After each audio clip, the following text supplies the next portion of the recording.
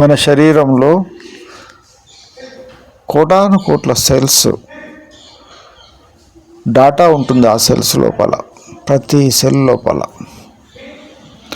ఈ యొక్క సెల్స్లో ఈ డాటా, ఇవన్నీ కోటాను కోట్ల సెల్స్లో ఎక్కడి నుంచి వస్తుందంటే ఎన్నో జన్మల, మన పూర్వపు ఎన్నో యుగాల నుంచి వస్తున్నటువంటి విషయాలు, కోరికలు, సంస్కారాలు అన్నీ అందులో ఉంటాయన్నమాట.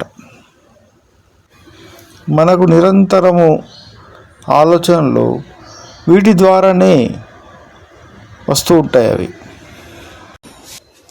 అనేక కోరికలున్న జీవుడు అనేకమైనటువంటి ఆశలతో బాధపడుతూ తీరనప్పుడు ఉంటాడు.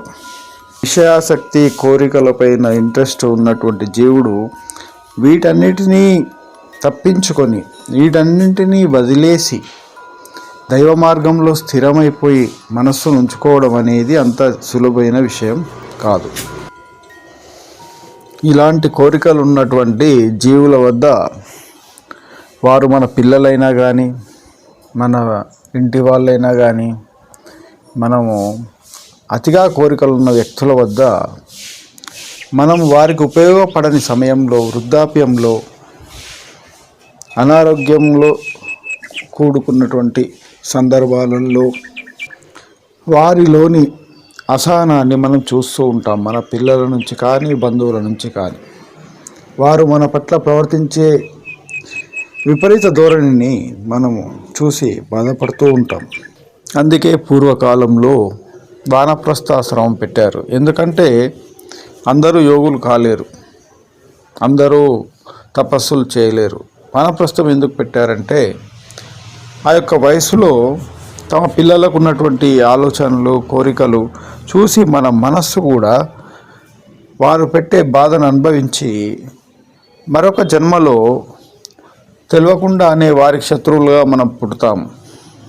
కాబట్టి అటువంటి సందర్భం తెచ్చుకోకూడదు. మనవారి పట్లనే మనము శత్రుభావం పెంచుకొని చనిపోయి మళ్ళీ వారిని హింసించడము, ఇలా జన్మజన్మలకు కారణమవుతూ ఉంటుంది. అది కూడా తెలియకుండానే.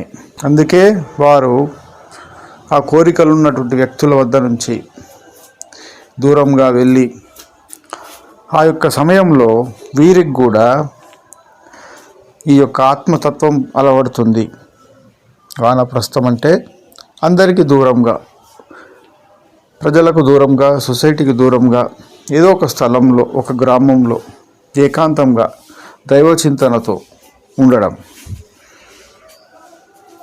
అలా ఉంటూ ఆ మిగిలిన కొద్ది సమయంలో తమలోని సంస్కారాలను పూర్తిగా మాయం చేసుకునేవారు పాతకాలంలో.